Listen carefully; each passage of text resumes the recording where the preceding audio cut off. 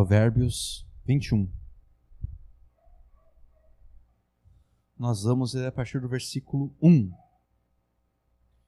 Como ribeiros de águas, assim é o coração do rei na mão do Senhor, que o inclina a todo o seu querer. Todo caminho do homem é reto aos seus olhos, mas o Senhor sonda os corações. Fazer justiça e juízo é mais aceitável ao Senhor do que sacrifício. Os olhos altivos, o coração orgulhoso e a lavoura dos ímpios é pecado.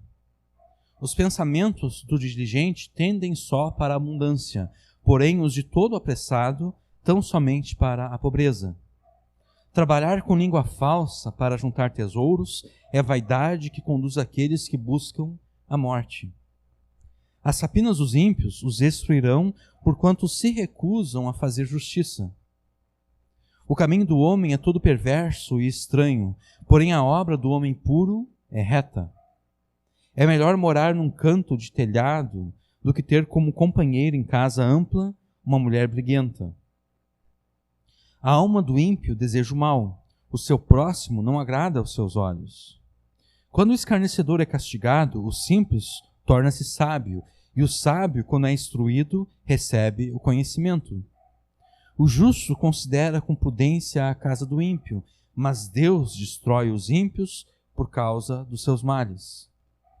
O que tapa o seu ouvido ao clamor do pobre, ele mesmo também clamará e não será ouvido. O presente dado em segredo aplaca a ira, e a dádiva no regaço põe fim à maior indignação. O fazer justiça é alegria para o justo, mas destruição para os que praticam a iniquidade. O homem que anda desviado do caminho do entendimento, na congregação dos mortos, repousará. O que ama os prazeres padecerá necessidade. O que ama o vinho e o azeite nunca enriquecerá. O resgate do justo é o ímpio, o do honrado é o perverso. É melhor morar numa terra deserta do que com a mulher rixosa e irritadiça. Tesouro desejável e azeite há na casa do sábio, mas o homem insensato os esgota. O que segue a justiça e a beneficência achará a vida, a justiça e a honra.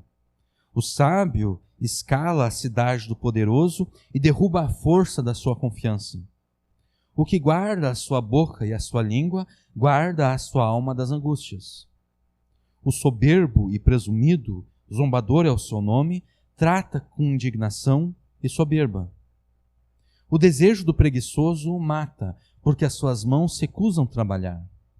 O cobiçoso cobiça o dia todo, mas o justo dá e nada retém. O sacrifício dos ímpios já é abominação, quanto mais oferecendo com má intenção. A falsa testemunha perecerá, porém o homem que dá ouvidos falará sempre. O homem ímpio endurece o seu rosto, mas o reto considera o seu caminho. Não há sabedoria, nem inteligência e nem conselho contra o Senhor. Prepara-se o cavalo para o dia da batalha, porém do Senhor vem a vitória. Amém. Até aqui. Há algumas semanas atrás nós tivemos as Olimpíadas lá em Tóquio.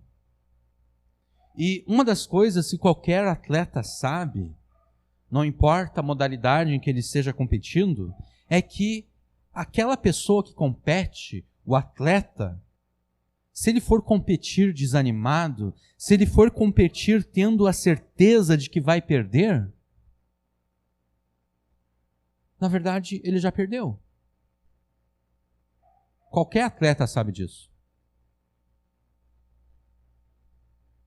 Qualquer time de futebol sabe disso. Se um time de futebol entra em campo tendo a certeza que vai perder, já perdeu, nem precisa entrar em campo. Não existe vitória possível para o atleta que pensa que vai perder.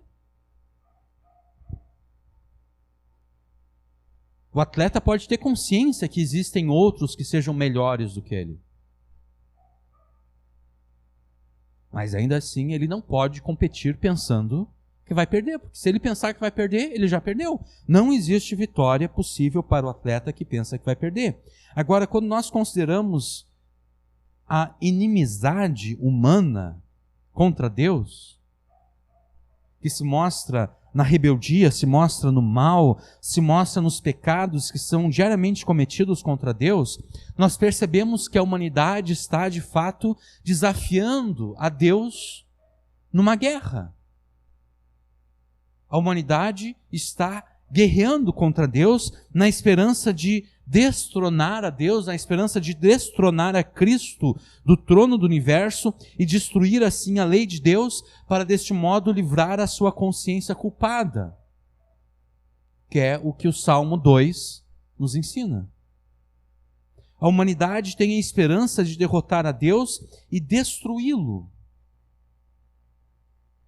Mas essa é uma esperança falsa e vazia.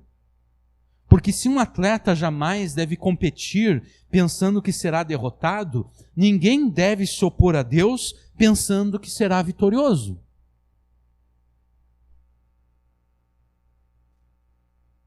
Se um atleta jamais deve competir pensando que será derrotado, ninguém deve se opor a Deus pensando que será vitorioso.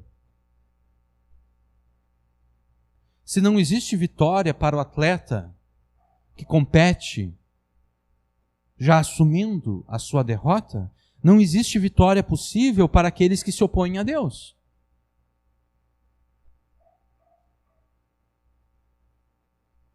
Não existe vitória possível para aqueles que rejeitam a sabedoria de Deus e a justiça de Deus.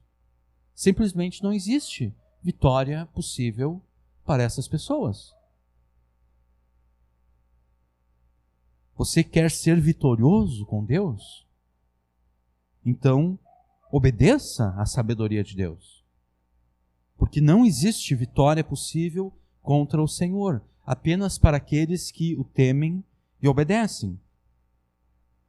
E não existe vitória possível contra o Senhor exatamente porque Deus exerce o seu juízo justo, santo e soberano por meio do seu rei messiânico, conforme nós lemos no versículo 1 de Provérbios 21. Como ribeiros de águas, assim é o coração do rei na mão do Senhor, que o inclina a todo o seu querer. Esse rei de que fala o versículo 1 não é qualquer rei. Esse rei de que fala o versículo 1 não é qualquer presidente da república. Esse rei é o rei messiânico. Este provérbio, ele faz uso de uma figura da agricultura para falar acerca da soberania de Deus na administração da justiça por meio do rei messiânico. Não era incomum no mundo antigo em que os agricultores desviassem o curso de riachos e rios. Então nós temos aqui um riacho, nós temos um rio que passa por um determinado caminho, e a alguns quilômetros do curso desse riacho, desse rio, existe a minha lavoura. Então o que eu faço para irrigar a minha lavoura? Eu desvio o curso deste riacho, eu desvio o curso deste rio. Eles faziam isso no mundo antigo, e ainda hoje se faz isso. Se não me engano, no Brasil é crime fazer isso, inclusive. Se eu não me engano, é crime ambiental tentar desviar um curso de um rio para irrigar uma plantação, uma lavoura. Mas nos dias antigos não havia, não era considerado um crime, era uma prática comum isso. Então, assim como um agricultor desvia o curso de um riacho ou de um rio para regar a sua lavoura, assim Deus exerce o seu juízo justo, santo e soberano por meio do rei messiânico. Assim como o agricultor tem a capacidade de desviar o curso de um rio, de um riacho, assim Deus comanda as ações do rei messiânico através do qual Deus exerce o seu juízo justo, santo e soberano. E nós dissemos que esse versículo aqui se refere aos reis messiânicos. A linhagem dos reis messiânicos começa com Davi. A expressão messiânico vem de Messias, que significa simplesmente aquele que foi ungido. No grego, Messias é Cristo. A linhagem dos 6 messiânicos começou com Davi, passou por Salomão, que escreveu o livro de Provérbios, e então por todos os reis de Judá, que eram os filhos de Davi, até chegar ao Senhor Jesus. Deus exerceu o seu juízo santo, justo e soberano por meio de Davi e de todos os seus filhos que se assentaram no seu trono, lá em Jerusalém. Mas havia 2 limitações cruciais com relação a todos esses reis. A primeira limitação crucial é que Davi e todos os filhos de Davi que se assentaram no seu trono eram tão pecadores quanto aqueles a quem eles deveriam de punir com um juízo santo e justo. Eles eram tão pecadores quanto as pessoas que eles deveriam de punir.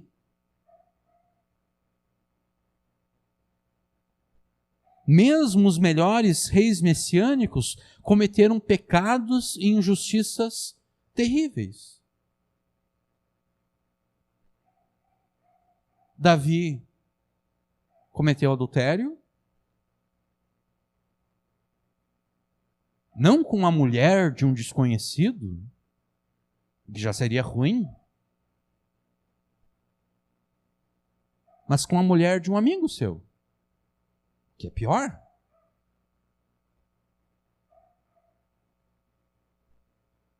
E não satisfeito com o adultério, Davi comete um assassinato. Não pelas suas próprias mãos, mas ele orquestra uma situação para que o marido da mulher com a qual ele adulterou, o seu amigo, seja morto.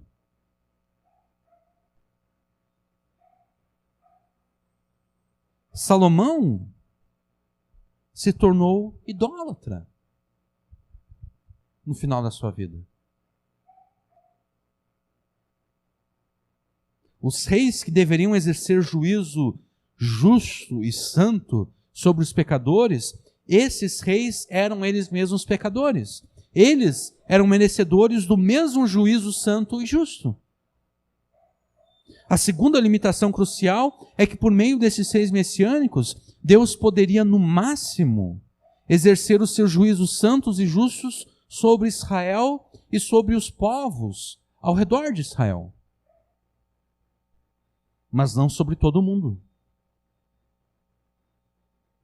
Isso não quer dizer que Deus não exercesse o seu juízo santo, justo e soberano sobre os povos que estavam longe de Israel. Claro que Deus exercia esse juízo, mas o propósito original, isso aqui é importante, o propósito original da criação de Deus é que o juízo de Deus sobre todo o mal fosse exercido pelo homem em nome de Deus.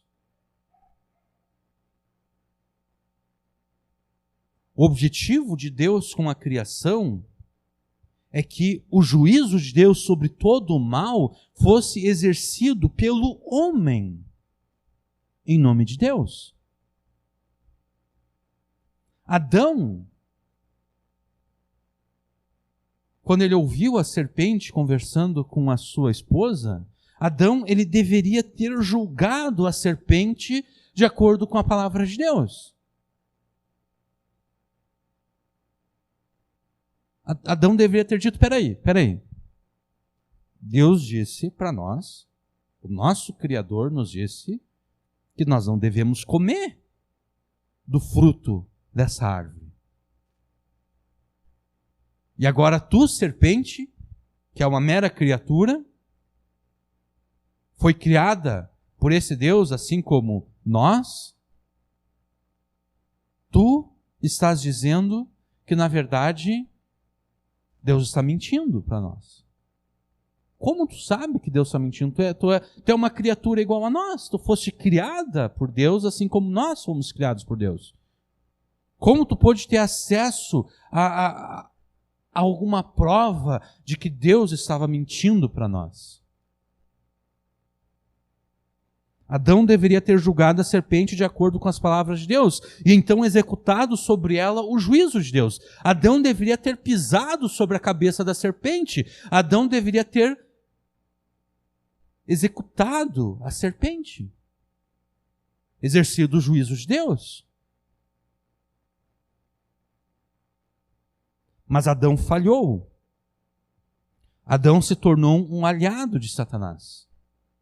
E então Deus pregou o evangelho a Adão e Eva, prometendo que um dos seus filhos, um dos filhos da mulher, exerceria o juízo sobre Satanás e sobre todos os filhos de Satanás, todos aqueles que seguissem a Satanás. Lá em Gênesis 3,15, Deus fala de duas linhagens que dividiriam a humanidade e que estariam em constante conflito. A linhagem da mulher e a linhagem da serpente. Todos os que nascessem da mulher, por causa do pecado de Adão, pertenceriam automaticamente à linhagem da serpente. Mas Deus, por meio da sua graça, tomaria pecadores da linhagem da serpente, pessoas que eram originalmente filhas do diabo, derramaria a sua graça sobre essas pessoas, transformaria os seus corações e fariam delas filhos de Deus, descendentes da mulher. E um dos descendentes da mulher iria exercer o juízo final sobre a serpente e sobre todos os filhos da serpente, sobre todos os filhos do diabo. Esse foi o evangelho que Deus pregou a Adão e Eva. O Salmo 8, nós não temos tempo de ler agora o Salmo 8, mas o Salmo 8, ele fala acerca desse ideal da criação, em que o homem exerce o domínio sobre a criação em nome de Deus. E o Salmo 8 identifica o rei messiânico com esse ideal da criação, o que é confirmado pelas citações do Salmo 8. O Salmo 8 é citado junto com o Salmo 110, em Efésios 1, 20 a 22, 1 Coríntios 15, 25 a 27 e Hebreus 2, 5 a 8. Todas passagens relevantes que falam acerca do reinado de Jesus à destra de Deus. Jesus Cristo é o rei messiânico final e por excelência, porque ele é igual a Deus em todos os aspectos. Portanto, ele é tão justo e tão santo quanto o próprio Deus, como também o seu domínio e autoridade se estende para além das fronteiras da terra de Israel.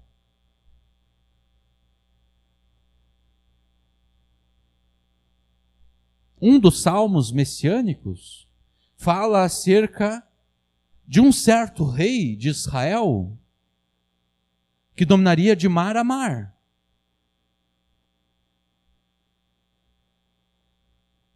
Mas nenhum rei messiânico, filho de Davi, dominou de mar a mar. Nem mesmo Salomão. Mas Jesus sim. O domínio e a autoridade de Jesus se estende para além das fronteiras da terra de Israel. Porque ao subir aos céus para assentar-se à destra de Deus como o Rei do Universo, Jesus disse as seguintes palavras. Palavras que muitas vezes são desprezadas por nós. Jesus disse o seguinte: toda a autoridade me foi concedida no céu e na terra. Toda a autoridade me foi concedida no céu e na terra. O que essa toda autoridade me foi concedida no céu e na terra poderia significar, além do fato de que Jesus foi feito por Deus o seu rei messiânico, universal, pelo qual Deus exerce o seu juízo santo, justo e soberano. O que isso poderia significar além disso? O que toda autoridade me foi dada no céu e na terra poderia significar, além do fato de que, de fato, Jesus recebeu toda a autoridade no céu e na terra? E de que ele exerce o juízo santo, justo e soberano de Deus sobre os céus e a terra. E ao contrário de Davi, Salomão e dos demais reis messiânicos, Jesus compartilha com Deus o mesmo caráter santo e justo. Porque Jesus é o Filho de Deus que se fez homem. Jesus é o próprio Deus. Logo, quando distribui o seu juízo santo, justo e soberano, Jesus faz isso em consonância com a vontade santa e justa de Deus, como nenhum outro rei messiânico antes dele fez. Eu vou ler para vocês aqui alguns versículos de João capítulo 5, que falam exatamente acerca disso. E disse-lhes, aqui Jesus está falando acerca, Jesus havia curado um paralítico no dia de sábado, e os judeus não gostaram muito disso, porque Jesus havia aparentemente quebrado o mandamento de não trabalhar no sábado. Né? Havia uma tradição dos antigos que afirmava o seguinte: se uma pessoa se ferisse no dia de sábado, e esse ferimento não fosse um ferimento mortal, nós não poderíamos fazer nada por essa pessoa. Nós teríamos que esperar o dia de domingo para ajudar essa pessoa. Então, se qualquer um de nós estivesse numa escada, fazendo qualquer coisa, e a gente caísse da escada e quebrasse as duas pernas, bom, quebrar a perna não é um ferimento mortal, né? Ninguém que quebra a perna vai morrer. Logo, nenhum de nós poderia ajudar essa pessoa que quebrou as pernas. A pessoa ficaria gritando de dor o sábado inteiro, até que raiasse o dia de domingo. Então, sim, a gente poderia fazer alguma coisa para ajudá-la. É por causa desse costume, que na verdade não tem nada a ver com a lei de Deus. Deus jamais disse algo parecido acerca do sábado, mas era um costume que os judeus tinham.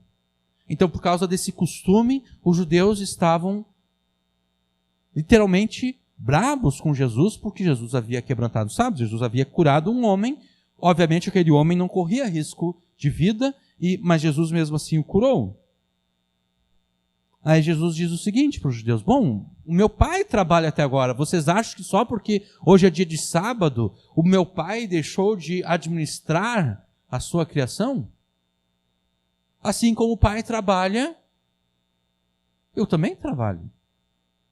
E os judeus então ficaram mais bravos ainda, porque Jesus agora estava se fazendo igual a Deus. Aí Jesus disse o seguinte: em verdade vos digo que o filho nada pode fazer por si mesmo, senão o que vir o pai fazer. Porque tudo quanto ele faz, o pai faz, o filho faz também. Porque o pai ama o filho e mostra-lhe tudo o que ele faz. Ele mostrará obras maiores que essas para que vos admireis. Pois assim como o Pai ressuscita os mortos e concede-lhes vida, assim também o Filho concede vida a quem Ele quer.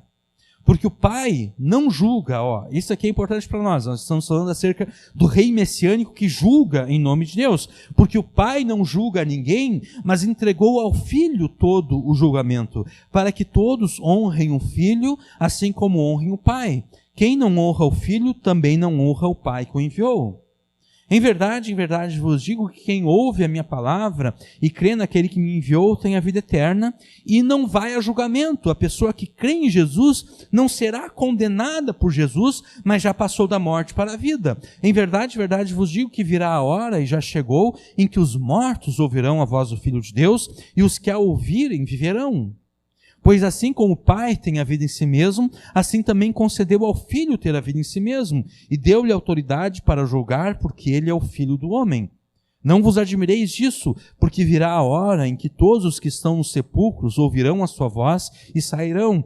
Os que tiverem feito o bem sairão para a ressurreição da vida, mas os que tiverem feito o mal para a ressurreição da condenação.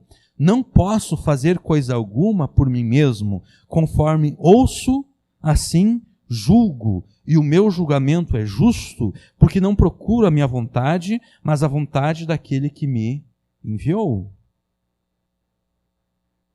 Diferentemente de Adão, que não julgou a serpente e Satanás conforme a vontade de Deus, Jesus se deixa conduzir por Deus, o Pai, na distribuição do seu juízo justo, santo e soberano sobre todos os pecadores.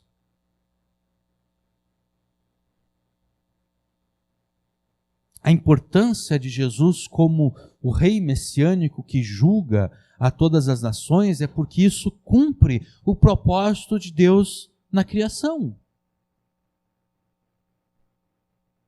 Era o homem que deveria exercer o juízo em nome de Deus. E agora um homem exerce esse juízo sobre o mundo inteiro, porque o Filho de Deus se fez homem. O Filho de Deus se fez o novo Adão, como diz Paulo em Romanos e em 2 Coríntios. Jesus é o segundo Adão.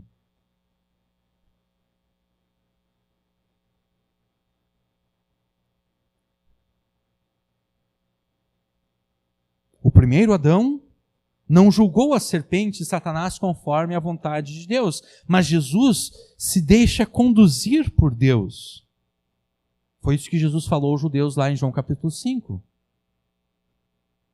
Não é por mim mesmo que eu julgo, disse Jesus. Eu julgo conforme a vontade do Pai. E é exatamente isso que Provérbios 21:1 está dizendo. Como ribeiros de água, assim é o coração do rei messiânico, de Jesus, na mão do Senhor que o inclina a todo o seu querer. Então, diferentemente de Adão, que não julgou a serpente Satanás conforme a vontade de Deus, Jesus se deixa conduzir por Deus o Pai na distribuição do seu juízo justo, santo e soberano sobre todos os pecadores. E a única forma de escapar desse juízo condenatório é por meio da fé em Jesus, como Senhor e Salvador. Foi o que Jesus falou lá em João capítulo 5. Aquele que crê em mim não entrará em condenação, não entrará em juízo, porque passou da morte para a vida. A única forma de escapar desse juízo condenatório é pela fé em Jesus como Senhor e Salvador, porque é a fé em Jesus que nos leva à submissão a Ele, para o obedecermos de coração. Obediência essa que é o fruto da regeneração espiritual operada pelo Espírito Santo no coração dos crentes.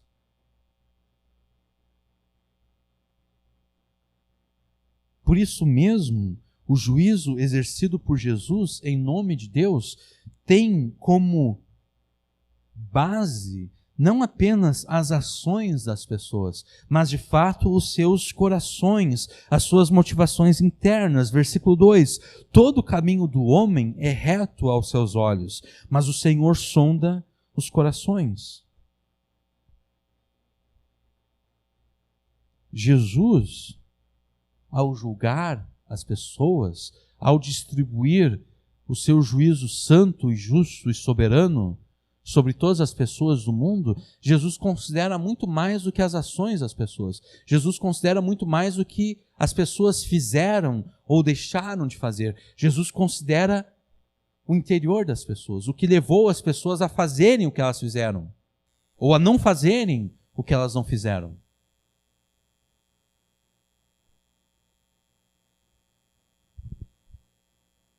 Nós e todas as demais pessoas, nós fazemos aquilo que nos parece correto.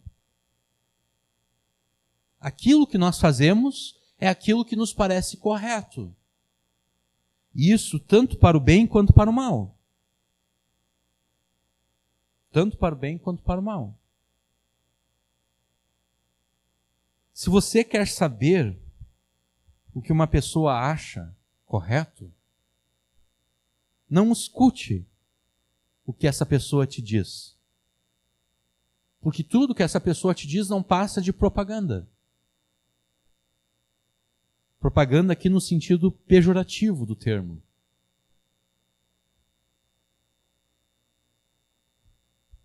Se você quer saber o que uma pessoa acha correto, não preste atenção no que essa pessoa te diz, porque o que ela te diz é aquilo que ela quer que você pense acerca dela. O que ela te diz não passa de propaganda enganosa. Se você quer saber o que uma pessoa acha correto, preste atenção no que ela faz. Porque ela faz aquilo que ela acha correto. Deixa eu aplicar isso a você. Se você diz que mentir é errado, se você diz que enganar os outros é errado, mas você mente e você engana, adivinha só. Você não acha que mentir e enganar é errado. Você acha que mentir e enganar é certo, porque você faz isso. Você mente, você engana. Ainda que você diga para as pessoas que mentir é errado, ainda que você diga para as pessoas que enganar é errado, se você mente, se você engana, de fato você não acha errado nem mentir e nem enganar.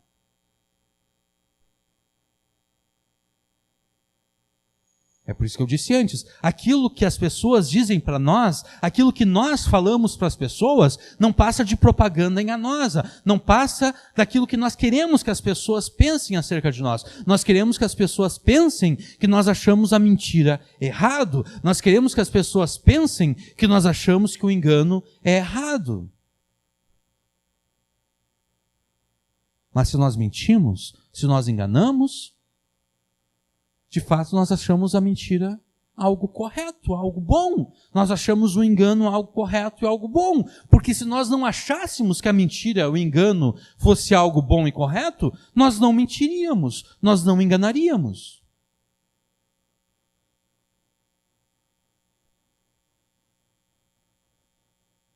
Você mente e engana exatamente porque você não acha que está fazendo o mal ao mentir e ao enganar.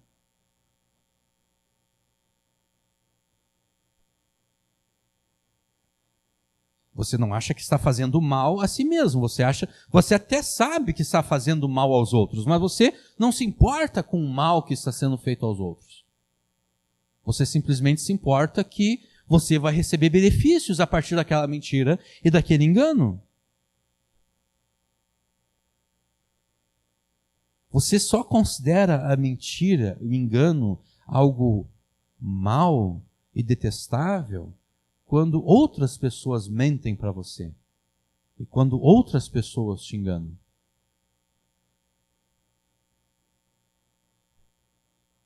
E aqui nós voltamos a 2 pregações atrás, quando falamos acerca de como a nossa indignação com as injustiças praticadas é uma indignação seletiva. Nós nos indignamos contra aquilo que é feito de errado contra nós, mas não contra aquilo, nós não nos indignamos contra aquilo que nós fazemos de errado, de mal contra as outras pessoas. Nós estamos falando acerca da mentira, do engano, mas o mesmo nós poderíamos afirmar de qualquer outro pecado. Nós até podemos nos deixar enganar pela propaganda enganosa, que é o discurso moralista e hipócrita dos pecadores.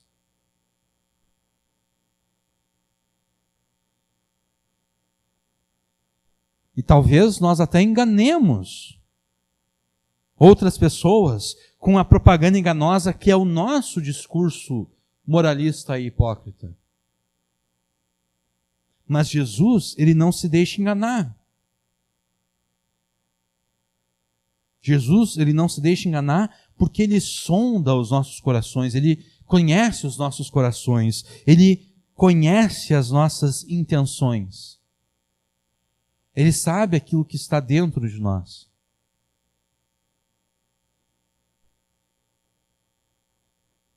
Não existe relativismo moral. O relativismo moral afirma que não existe algo, não existe um bem absoluto e não existe um mal absoluto. Talvez algumas coisas sejam, eu considero algumas coisas como sendo erradas, mas isso não quer dizer que outras pessoas devam considerar as mesmas coisas que eu considero erradas como erradas também. Esse é o moralismo moral, desculpe, o moralismo moral, o relativismo moral. Mas não existe relativismo moral. Deus define na sua palavra aquilo que é bom e correto. E através do profeta Isaías, Deus diz: maldito o homem que chama ao bem de mal e ao mal de bem. Maldito o homem que crê no relativismo moral.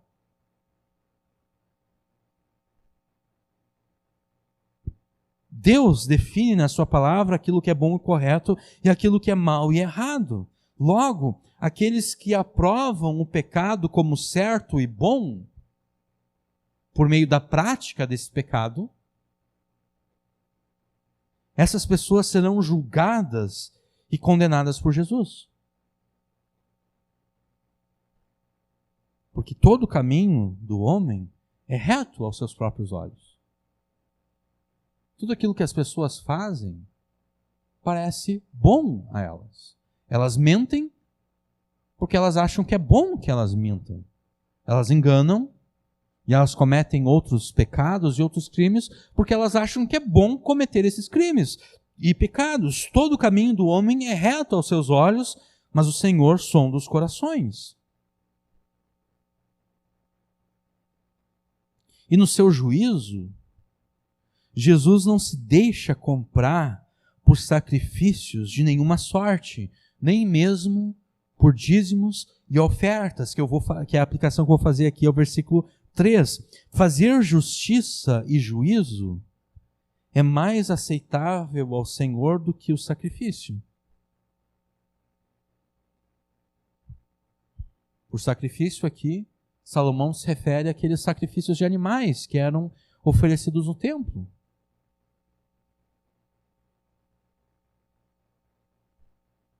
E se existe um tema que se repete na Escritura, é exatamente esse. Deus, através de Samuel, disse para Saul: será que Deus tem tanto prazer assim em sacrifícios? Na morte de animais? Que Ele até vai perdoar a desobediência à sua palavra, desde que essa desobediência faça com que mais animais sejam sacrificados, porque foi essa a desobediência de Saul. Saul, como um rei messiânico falido,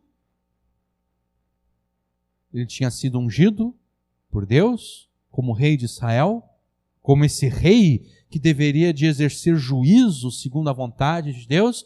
Saul deveria de exercer juízo sobre um povo que havia prejudicado Israel enquanto Israel estava peregrinando pelo deserto, a caminho da terra prometida. Mas Saul não exerceu o juízo de Deus sobre esse povo incrédulo e perverso. E a desculpa de Saul é a seguinte: não, aqui ó, para que matar todos esses animais? Esses animais, eles podem ser oferecidos em sacrifício a Deus. Então, eu vou desobedecer a palavra de Deus, eu não vou fazer justiça e juízo, eu não vou obedecer a palavra de Deus, porque isso vai redundar em mais sacrifícios a Deus. Aí Samuel diz a Saul: não, Deus não gosta tanto de sacrifícios assim. Deus prefere que a sua palavra seja obedecida. Deus prefere que a sua vontade seja obedecida.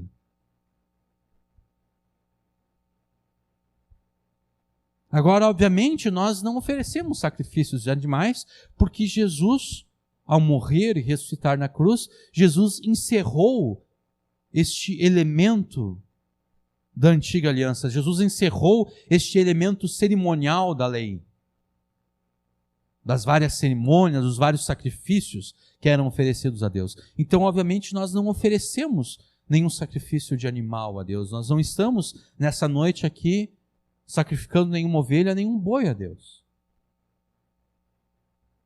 Na verdade, isso seria uma blasfêmia, isso seria negar o sacrifício único e perfeito de Jesus. Mas ainda assim nós oferecemos a Deus sacrifícios. Não sacrifícios de sangue, mas oferecemos a Deus sacrifícios de louvor com os nossos lábios. Nós oferecemos a Deus sacrifícios financeiros, os nossos dízimos, as nossas ofertas. Nós sabemos que Deus requer que os seus filhos contribuam financeiramente com a sua obra, por meio de dízimos e ofertas, nós sabemos disso. E por isso mesmo, nós procuramos ser fiéis a Deus nos dízimos e nas ofertas. Mas muito mais importante do que dízimos e ofertas é a justiça e o juízo que devemos demonstrar com as nossas ações e palavras. Isso significa que na falta dessa justiça, que na falta desse juízo, nenhum sacrifício, nem mesmo um sacrifício financeiro, será aceito por Deus e por Jesus como substituto da justiça e do juízo que estão faltando.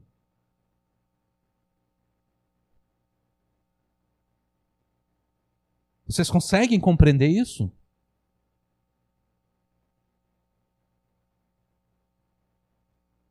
Talvez pastores e líderes religiosos se deixem vender por dízimos e ofertas e acabem perdoando, por assim dizer, a falta de juízo e justiça na vida dos crentes. E isso ocorre muito nas igrejas por aí. Mas os pastores não têm a prerrogativa de perdoar a falta de justiça e juízo na vida de ninguém. A teologia protestante, a teologia evangélica, seguindo a Bíblia, afirma que apenas Jesus tem autoridade para perdoar pecados.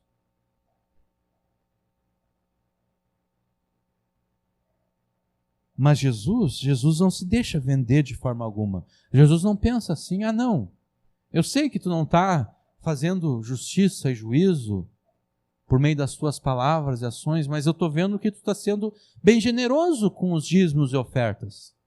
Então eu vou te perdoar. Eu não vou considerar toda a injustiça que você está praticando, não vou considerar toda a falta de juízo nas tuas palavras e ações.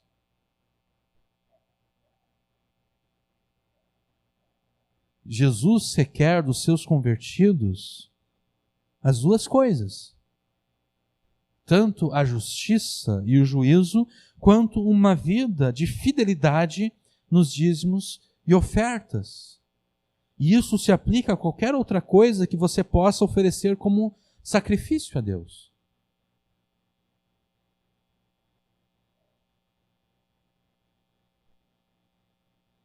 Deus prefere muito mais que você obedeça a palavra dele.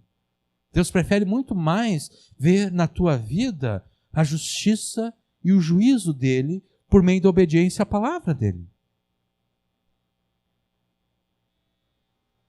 Sacrifícios não substituem uma vida marcada pela justiça e pelo juízo. Sacrifícios não são substitutos para uma vida de obediência à palavra de Deus. A falta de justiça e juízo na vida dos incrédulos resultará na condenação deles. Versículo 4. Os olhos altivos e o coração orgulhoso e a lavoura dos ímpios é pecado. Os orgulhosos, os prepotentes, aqueles que pensam de si mesmos mais do que eles são, aqueles que olham para os outros com um olhar de desprezo. A falta de justiça e juízo na vida dessas pessoas é percebida em tudo aquilo que elas fazem, até mesmo na lavoura deles, até mesmo na plantação deles, em tudo que eles fazem, até mesmo no seu trabalho, a falta de justiça e juízo é percebida, e por isso mesmo eles serão julgados e condenados por Jesus. Versículo 5. Os pensamentos do diligente, daquele que trabalha com afinco, os pensamentos do diligente tendem só para a abundância, porém os de todo apressado tão somente para a pobreza. Jesus também julga e condena a pobreza aqueles que tomam decisões apressadas. Aquele que é de todo apressado, aquele que não se senta para pensar e raciocinar acerca do que deve ser feito. Todas as decisões dessa pessoa são apressadas. São tomadas sem nenhum tipo de raciocínio. Jesus julga e condena a pobreza aqueles que tomam decisões apressadas, aqueles que não tiram tempo para ler na palavra de Deus, para descobrir o que a palavra de Deus determina que deva ser feito naquela circunstância. Deus julga e condena essas pessoas à pobreza, que agem sem pensar, mas aos diligentes, aqueles que trabalham com afinco, aqueles que em cada decisão que deve ser tomada, pensam, raciocinam e consideram aquilo que a palavra de Deus ordena, a essas pessoas ele recompensa com abundância. Mas diferente do que diz o ditado, Jesus não considera que tudo vale no amor e na guerra. Tem um ditado que diz assim: no amor e na guerra tudo vale, ou tudo vale no amor e na guerra. Jesus não considera isso. Versículo 6. Trabalhar com língua falsa para ajuntar tesouros é vaidade que conduz aqueles que buscam a morte.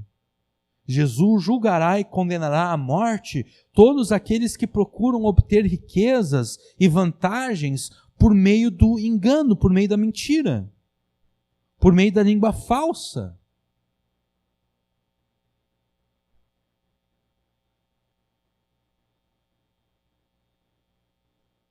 Versículo 7. As rapinas dos ímpios os destruirão, porquanto se recusam a fazer justiça. Toda a vantagem obtida por meio do roubo e do crime, isso é que é rapina é aquilo que é obtido por meio do crime. Toda a vantagem obtida por meio do roubo e do crime serão usadas por Jesus para a destruição dos criminosos.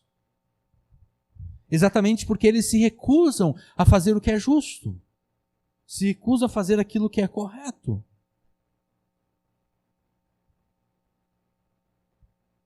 Esse é o juízo que Jesus exerce.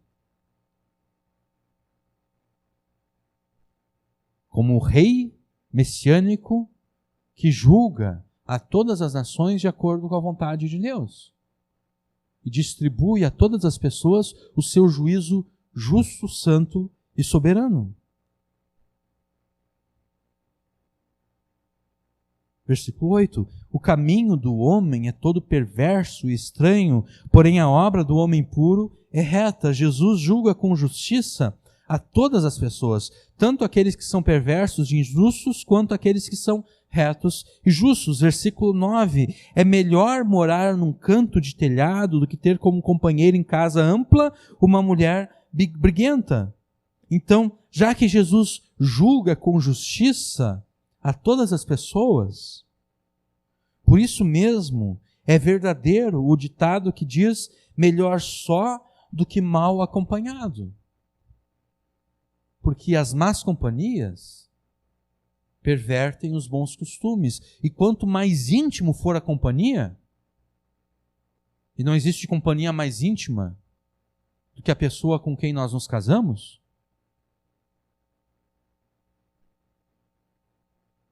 é melhor viver num cantinho de telhado, viver numa casa que não cabe nada, só cabe a pessoa dentro da casa, de tão pequena que é. É melhor viver numa casa assim do que viver em uma casa ampla com uma mulher briguenta. A gente poderia também colocar aqui com um homem briguento. Versículo 10. A alma do ímpio deseja o mal, o seu próximo não agrada aos seus olhos. Jesus julgará e condenará com justiça os ímpios, porque eles são tão maus nos seus pecados, que não sentem nem dó e nem piedade das suas vítimas. E se não se arrependerem dos seus pecados e maldades, Jesus também não terá nem dó e nem piedade deles ao condená-los ao inferno. Versículo 11. Nós estamos observando aqui dois tipos de juízos. Existe o juízo eterno e existe o juízo temporal. O juízo eterno é o juízo do inferno, em que as pessoas são lançadas no inferno, mas também existe o juízo temporal. Versículo 11, o juízo temporal é aquele que ocorre agora, enquanto nós estamos neste mundo. Versículo 11, quando o escarnecedor é castigado, obviamente por Jesus, quando o escarnecedor é castigado, o simples torna-se sábio, e o sábio, quando é instruído, recebe o conhecimento. O juízo temporal que Jesus faz cair sobre os escarnecedores atinge dois objetivos. O primeiro objetivo é, de fato, o juízo santo e justo sobre aqueles que são escarnecedores, como recompensa às suas maldades. O segundo objetivo é tornar o simples, aquela pessoa que é inexperiente, tornar essa pessoa sábia, segundo a sabedoria de Deus. Porque é muito melhor aprender com o erro dos outros do que com os próprios erros. Vocês não concordam? É melhor eu ver os outros errando e se dando mal e aprender com o erro dessas pessoas, do que eu mesmo errar e me dar mal e ter que aprender com os meus erros. Então, quando Jesus exerce o seu juízo de forma temporal sobre os pecadores, sobre os ímpios, Jesus está atingindo dois objetivos. O primeiro é o juízo sobre os pecadores, o segundo é fazer com que os filhos de Deus, que são simples, que são inexperientes, aprendam a sabedoria de Deus observando a consequência do pecado na vida dos outros, aprendendo com o erro dos outros. E o simples e inexperiente, que agora foi feito sábio segundo a sabedoria de Deus, ele vai aumentar em sabedoria ao se deixar instruir pela palavra de Deus. Quando o escarnecedor é castigado, o simples torna-se sábio. E o simples, o que antes era simples, mas agora é sábio, quando é instruído, ele recebe o conhecimento. Existe uma progressão aqui. A pessoa era inexperiente e então ela se tornou sábia porque ela aprendeu com o erro dos outros. E agora, sendo sábia, ela se torna mais sábia ainda, se deixando instruir pela palavra de Deus. Você também aumentará em sabedoria ao se deixar instruir pela palavra de Deus e ao obedecer a palavra de Deus. Versículo 12. O justo considera com prudência a casa do ímpio, mas Deus destrói os ímpios por causa dos seus males. O justo deve atentar para a casa do ímpio, para a família do ímpio e na destruição que vem sobre a família do ímpio como um juízo de Deus, para aprender que o pecado não compensa e não satisfaz. Versículo 13, o que tapa o seu ouvido ao clamor do pobre, ele mesmo também clamará e não será ouvido. O juízo santo e justo de Jesus sobre aqueles que se recusam a ajudar os necessitados é a inversão da situação. Eles mesmos clamarão por ajuda. E ninguém os ouvirá, ninguém vai vir ao socorro deles. Assim como eles não socorreram aqueles que antes estavam pedindo ajuda.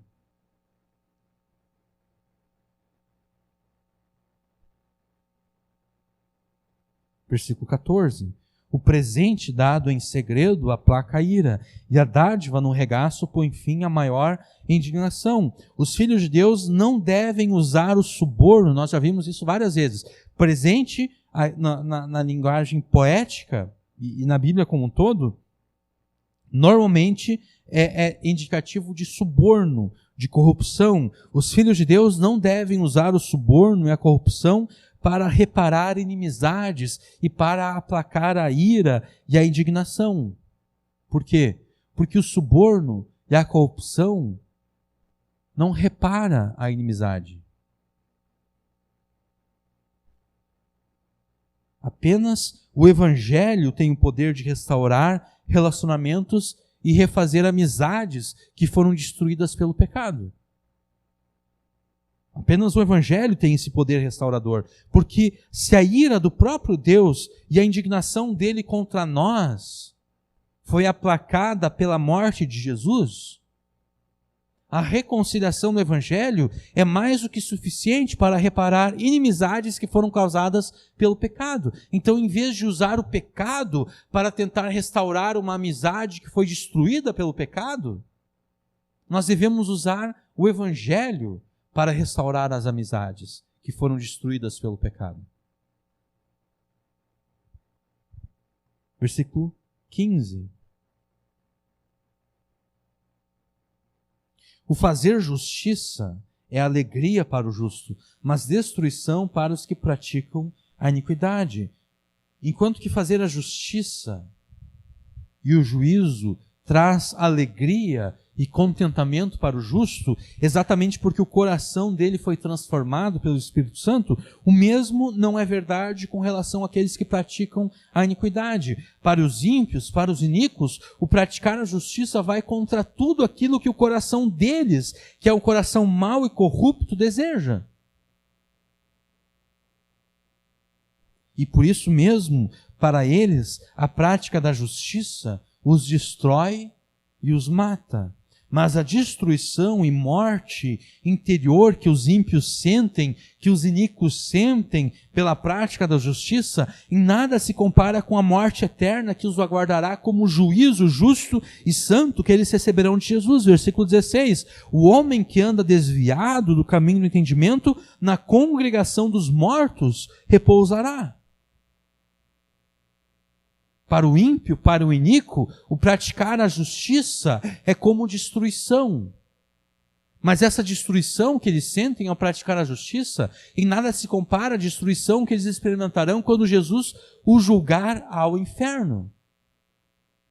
Porque o fim deles será na congregação dos mortos. Versículo 17. O que ama os prazeres padecerá necessidade. O que ama o vinho e o azeite nunca enriquecerá. O segredo da vida para experimentar prazeres e as coisas boas é não estar escravizado a nenhuma dessas coisas. Eu vou repetir porque isso é importante. O segredo para experimentar prazeres e as coisas boas dessa vida é não estar escravizado a nenhum desses prazeres, a nenhuma dessas coisas que são boas. Porque pensa só, se uma pessoa é escravizada a algum tipo de prazer, ela vai destruir as suas finanças na busca daquele prazer. Ela vai destruir a sua família na busca daquele prazer. Ela vai destruir a sua vida na busca daquele prazer. E então ela não vai conseguir gozar daquele prazer com constância na sua vida, porque a partir do momento que ela destrói as suas finanças para experimentar aquele prazer, ela já não vai mais conseguir bancar aquele prazer. Ela usou todo o seu dinheiro na busca daquele prazer e agora não tem mais dinheiro nenhum. Destruiu toda a sua família na busca daquele prazer e agora a sua família acabou, terminou, a mulher não aguenta mais aquele homem, o homem não aguenta mais aquela mulher, o casamento se desfez, os filhos vão cada um para o seu lado. A pessoa destruiu a sua própria vida na busca daquele prazer e agora aquele prazer não significa mais nada para ela, porque está tudo destruído.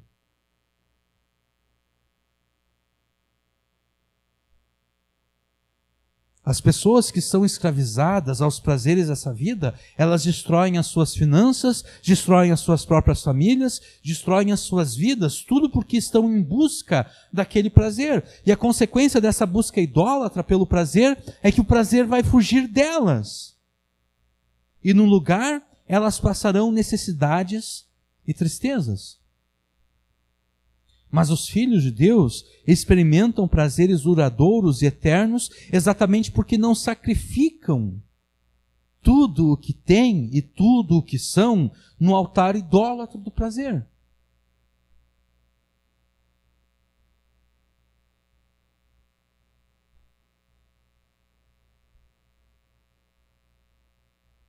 O filho de Deus tem a capacidade de experimentar prazeres duradouros porque ele não destrói tudo que ele é e tudo que ele tem na busca daquele prazer.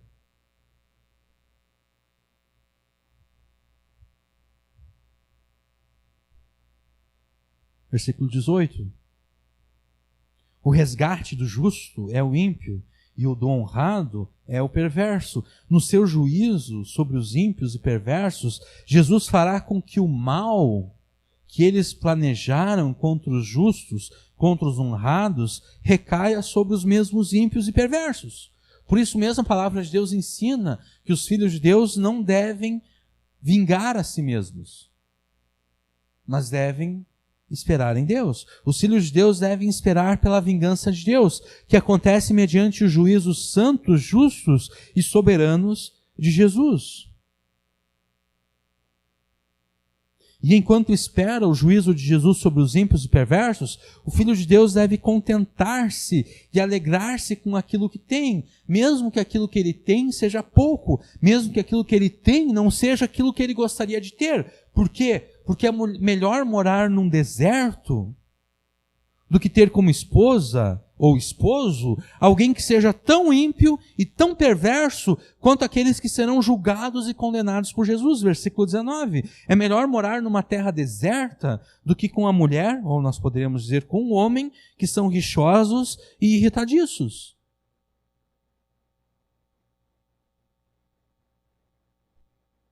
Versículo 20. Tesouro desejável e azeite há na casa do sábio, mas o homem insensato os esgota. E mesmo quando o Filho de Deus tem pouco,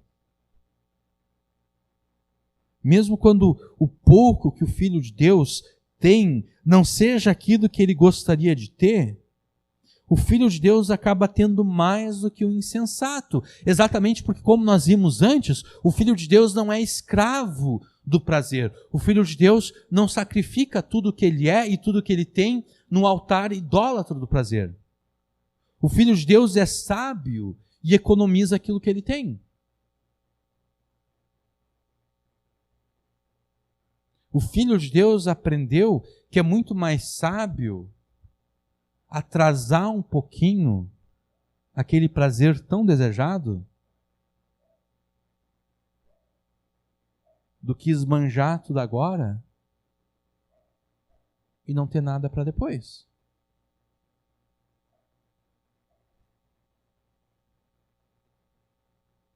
Tesouro desejável e azeite há na casa do sábio, mas o homem insensato os esgota. O homem insensato é aquele que é escravo do prazer. É aquele que não pensa no amanhã. Porque Jesus disse que nós não devemos nos preocupar com o dia de amanhã.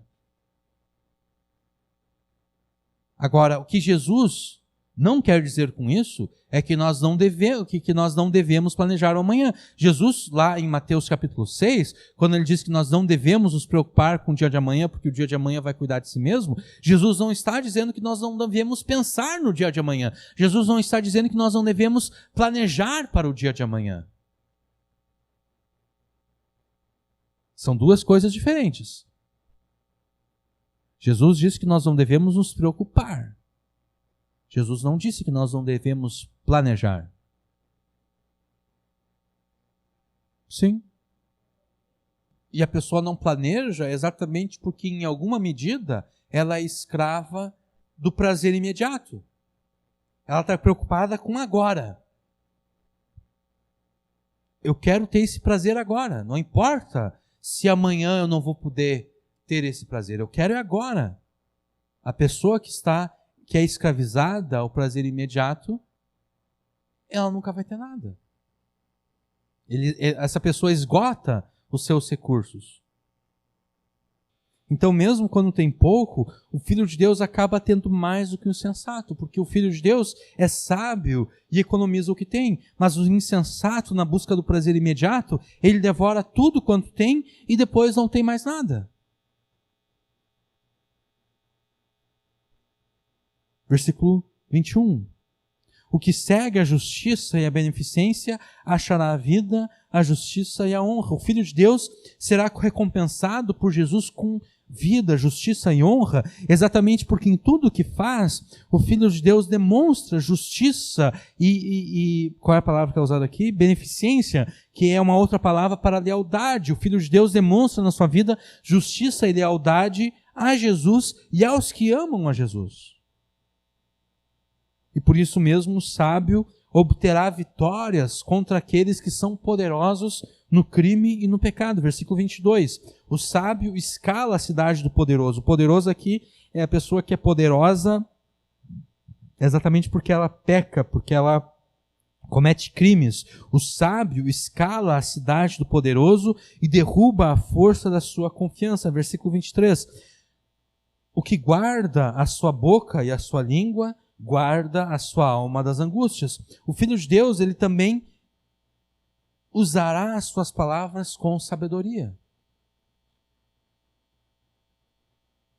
E ao fazer assim, o Filho de Deus evitará o juízo que virá sobre todos aqueles que usam as suas palavras para fazer o mal. Versículo 24. Soberbo e presumido, zombador é o seu nome, trata com indignação e soberba. Com relação aos soberbos e arrogantes, aqueles que zombam de Deus e dos demais, fazendo o mal sem se preocupar com ninguém, esses serão condenados com justiça por Jesus. Versículo 25 fala novamente acerca do preguiçoso. O desejo do preguiçoso o mata, porque as suas mãos recusam trabalhar. O juízo que Jesus vai fazer recair sobre o preguiçoso, Jesus vai fazer com que a preguiça do preguiçoso se volte contra ele mesmo,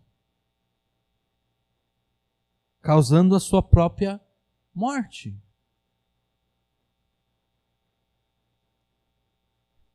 Mas o contrário de ser preguiçoso não é ser cobiçoso. Versículo 26. O cobiçoso cobiça o dia todo, mas o justo dá e nada retém. O contrário de ser preguiçoso não é ser cobiçoso, porque quem cobiça não está disposto a repartir com ninguém, mas o Filho de Deus trabalha para sustentar a si mesmo e para ajudar os necessitados, como Paulo afirma lá em Efésios 4. Versículo 27. O sacrifício dos ímpios já é abominação, quanto mais oferecendo com má intenção. Se Jesus considera uma abominação o sacrifício dos ímpios, quando feito com sinceridade, quanto mais ele vai abominar os sacrifícios que são feitos com a intenção de suborná-lo e comprar dele um veredito favorável.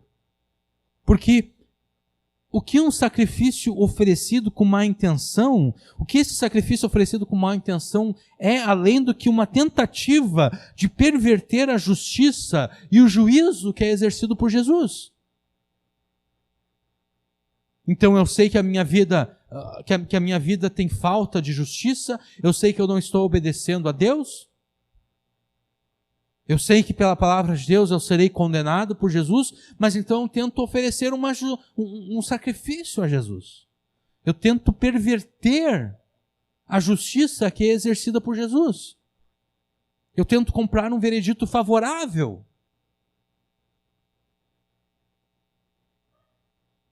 Um sacrifício oferecido com má intenção nada é além de uma tentativa de perverter a justiça e o juízo exercidos por Jesus. E qual será o final dessas pessoas? Versículo 28. A falsa testemunha perecerá, porém o homem que dá ouvidos falará sempre. A falsa testemunha é exatamente a pessoa que quer perverter a justiça e o juízo de Jesus. A pessoa que tenta perverter a justiça, seja a justiça humana, seja a justiça divina, que é exercida por Jesus, essa pessoa, ela será condenada à morte por Jesus. A testemunha falsa, ela morrerá. Mas aquele que obedece a Jesus, ele vai viver eternamente. É por isso que ele falará para sempre, porque ele viverá eternamente. Versículo 29. O homem ímpio endurece o seu rosto, mas o reto considera o seu caminho. Os pecadores ímpios e iníquos, eles serão condenados com justiça por Jesus, porque com arrogância eles endurecem o seu rosto, com arrogância eles se recusam a arrepender-se.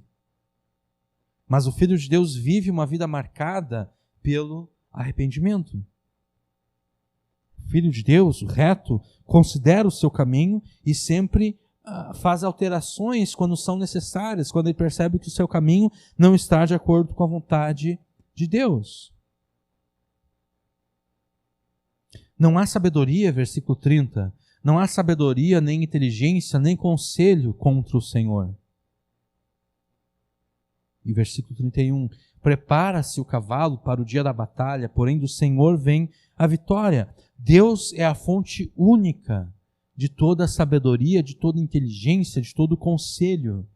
Como poderia haver alguma sabedoria, inteligência ou conselho que pudesse se opor àquele que é a fonte única da sabedoria, da inteligência e do conselho?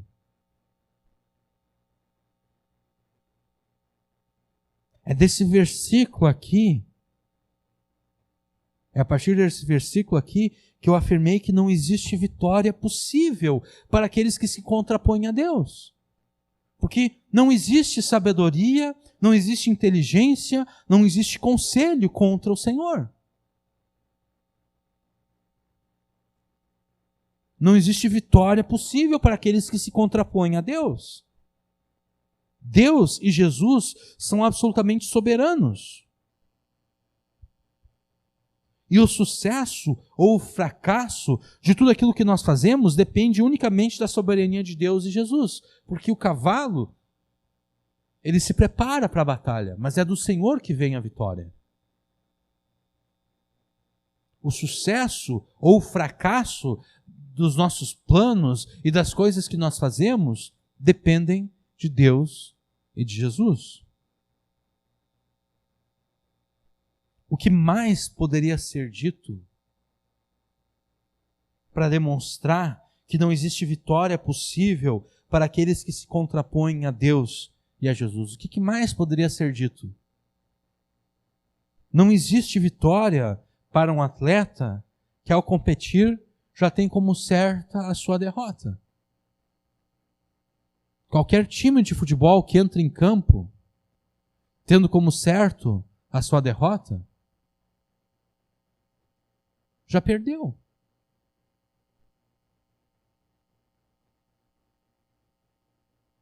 Não existe vitória para um atleta que ao competir já tem como certa a sua derrota. Não existe vitória para uma pessoa que se contraponha a Deus e a Jesus. Existe apenas a derrota para essas pessoas.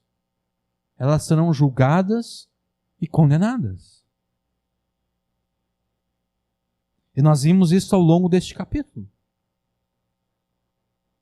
Você quer ser vitorioso com Deus? Ou você quer ser derrotado, destruído e condenado à morte eterna por se opor a Deus e por se opor a Jesus? Se você quer ser vitorioso com Deus, obedeça à sabedoria de Deus. E a vitória de Jesus sobre os maus será a tua vitória. Desobedeça à sabedoria de Deus e o juízo santo, justo e soberano de Deus será a tua morte eterna. Porque não existe vitória possível contra o Senhor, apenas para aqueles que o temem e obedecem. Amém.